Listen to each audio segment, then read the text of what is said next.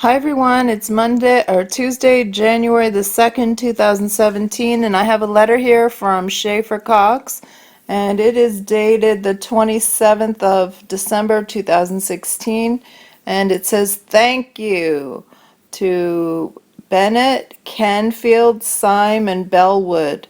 And then there's 4 other anonymous donors, and he really appreciates that. They came in all in the month of December, and I know it's going to help towards his legal fees and also to bring his children down just as soon as he's out of that CMU and back in general population where they can hug him and not speak through a webcam or glass.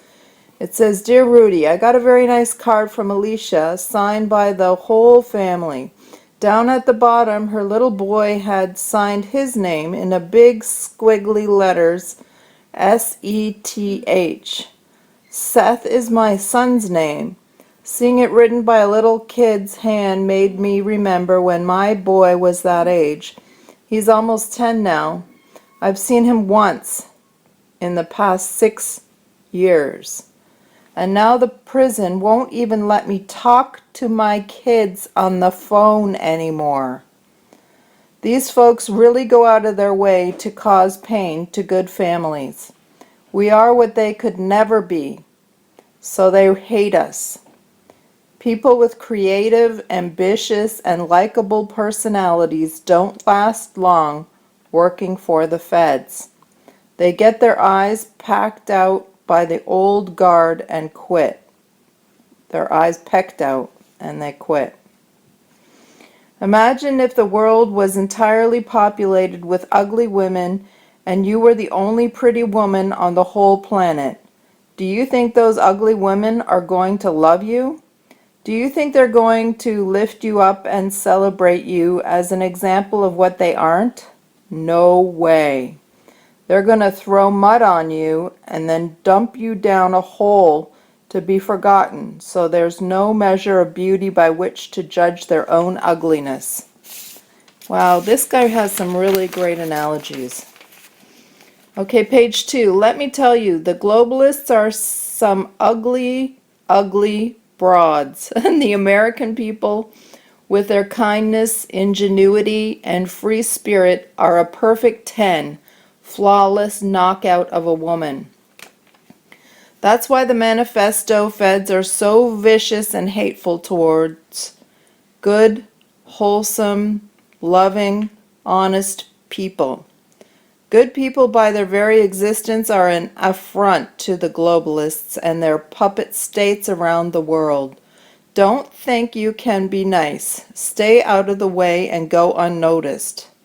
You must join evil or be killed by it. Those are the only options they offer. If you want a third option, you must make it yourself. Alicia had some really good things to say about loving our neighbor as ourselves and how hurting others hurts us as well.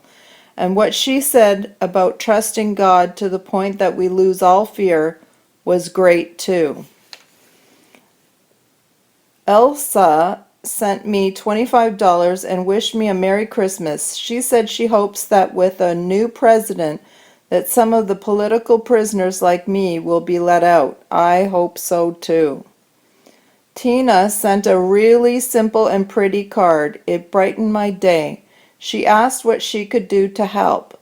Pray that I'll be blessed like David in the Bible. Read 2 Samuel and pray it for me. Steve and Donna Hammond just found out about my story and were writing to me out of the blue to send their support and encouragement. She said they contacted a lot of their friends to tell them about me, and a lot of them already knew. The people rediscovering their power and freedom is like a rocket. At first it just spits a few sparks and looks like a dud, but once it goes up, whoosh! It's up in the sky and out of sight before anyone can stop it. Buckle up, folks. From where I'm at, I can see the system is on its knees and freedom for America could come at any time. One day people will just all at the same time quit believing the BS propaganda on TV, and we'll be free again. It's that simple. Here's a profound fact. The, quote, government isn't a real thing. There's just people like you and me getting one over on people like you and me. When that fact clicks, spring has sprung for America. Teresa sent a super cool picture of an angel kicking ass and taking names. I noticed that in the Bible, every time there's an angel, they have to say, "Don't be afraid." This must be because they are scary. We forget this. She also had some good thoughts on the possibility of Trump letting us political prisoners out. Even if he doesn't directly, it could affect how bold our fork-tongued prosecutors are about keeping us in here with lies. She says she wants to celebrate big time when we catch a break. Haha, me too. She signed her letter, "Your fellow patriot sister." I like this girl. She's holding the front line in California. Ms. Reno from Miami sent $20 in just 5 words. We need more like you. Amen. That's all I'll say. Dave Jr. wrote a 2-page typed letter that was highly intelligent and very scholarly. It was also very heartfelt. That's a powerful combination. I was deeply encouraged to hear the effects my story is having on my country. He said the story I wrote about seeing my children for the first time in 6 years made him weep the whole thing through. I've written about 80 songs in prison. My secretary is looking for them right now. If she can find them, I'll release them, well, most of them.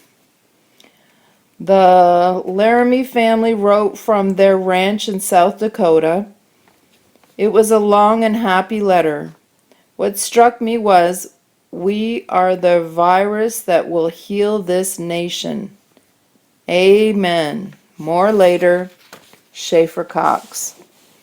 Thanks everyone for keeping him in your prayers. We really appreciate it. I know his family does, and hopefully he can see his children again real soon and hug on them.